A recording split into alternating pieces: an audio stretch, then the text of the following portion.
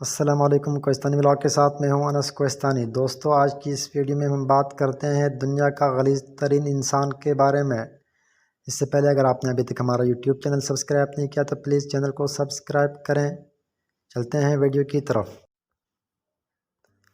رارا راسپوٹین۔ تاریخ میں بہت سے عجیب و غریب کردار آپ کے نظر سے گزرے ہوں گے، مگر راسپوٹین دنیا کا عجیب و غریب ترین کردار تھا جو گزشتہ صدی کے عین انہی سالوں روس میں گزرا ہے۔ راسپوٹین کو دنیا کا سب سے بڑا گنہگار اور بدخصلت ترین شخص سمجھا جاتا ہے۔ اسے شیطانوں کا پیر بھی کہتے ہیں۔ تاریخ کے اس شرمناک ترین کردار کا نام خباثت کے استعارے کے طور پر لیا جاتا ہے۔ کہا جاتا ہے کہ یہ انسان کے روپ میں شیطان تھا۔ آئیے جانتے ہیں کہ اس کا قصور کیا تھا۔ راسپوٹین ایک جنسی درندہ اور جنسی وحشت و درندگی اس پر ختم تھی۔ اس میدان میں اس نے ایسے گل کھلائے کہ ملک کی اقتدار، شرم و حیا اور انسانیت کا جنازہ نکال کر رکھ دیا تھا۔ پورے ملک میں یہ شخص فحاشی اور بے راہ روی کا سونامی لے آیا تھا اور اس کی اتنی ترویج کی کہ اس کا نام پوری دنیا میں بے راہ روی کی علامت بن گیا۔ چنانچہ آج فحاشی کی تاریخ اس کے ذکر کے بغیر مکمل نہیں ہو سکتی۔ یہ شخص جنسی بے راہ روی کے ذریعے نجات کا قائل تھا اور اپنی مجالس میں کہتا تھا کہ گناہوں میں اتنے غرق ہو جاؤ کہ گناہ ہار جائے۔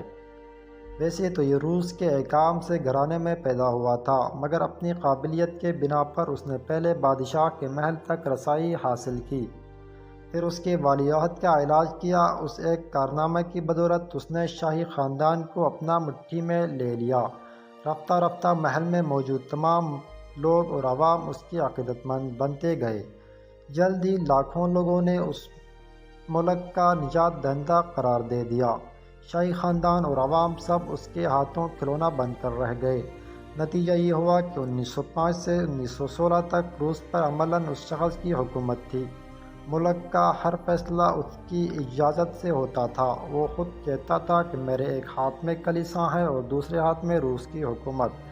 قارئین، آپ کو حیرت ہوگی کہ یہ شخص جرمن ایجنٹ تھا اور اس کا مقصد یہ تھا کہ روس کی حکومت کو اتنا کمزور کر دیا جائے کہ وہ اتحادیوں سے الگ اور جرمن حکومت سے صلح پر مجبور ہو جائے۔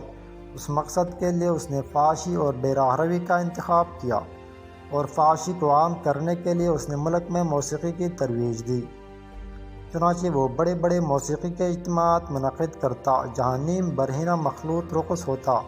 بہت دیر تک اس نیم تاریک ماحول میں اس طرح رقص سے ایک عجیب سما ماحول اور کیفیت جنم لیتی اور لوگ نیم پاگل ہو کر اپنے جسم پر موجود باقی مانند کپڑے بھی پھاڑ لیتے۔ بالآخر تھک ہار کر دنگ دھڑن فرش پر کیڑے مکوڑوں کی طرح بے صدا پڑے رینگتے رہتے۔ ان مناظر کا جنون کی حد تک شوقین تھا۔ ملکہ سمیت تمام بیگانات اس نے اپنا گرویدہ بنا لیا تھا اور یہ سب اس کے اشارے و آبرو کے منتظر رہتے۔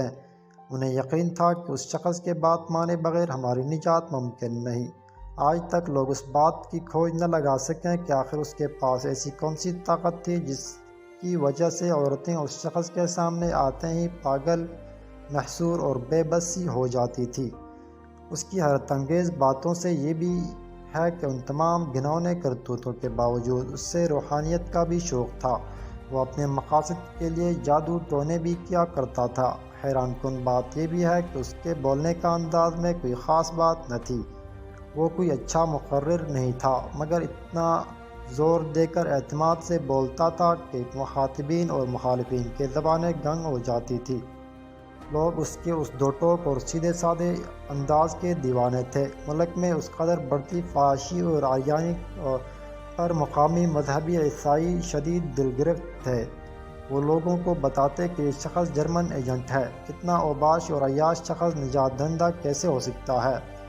مگر ظاہر ہے اتنے بااثر اور طاقتور شخص کے سامنے ان ملاؤں کی ایک نچل تھی۔ 1916 میں ایک پادری کے تقریر پر اس کے خلاف رائے عامہ میں تیزی آ گئی۔ تب اس شخص نے ایک عجیب ڈھونگ رچایا اور مقامات مقدسہ کی زیارت کے لیے چلا گیا، اور زیارت کے بعد اس کے خلاف رائے عامہ میں کمی آ گئی اور لوگوں نے کہا کہ اب وہ توبہ طائب ہو گیا ہے، لیکن اس کے کرتوتوں کو مکمل بھلانا ظاہر ہے ممکن نہیں تھا۔ بالآخر اس شخص نے ملک کے اس حالت تک پہنچا دیا کہ ہر طرف بدامنی اور قید کا دورہ تھا۔ 10 لاکھ فوجی بوریاں بستر باندھ کر گھروں کو چلے گئے، اور جب لوگوں کی آنکھیں کھلی تو بہت دیر ہو چکی تھی اور وہ اپنا کام مکمل کر چکا تھا۔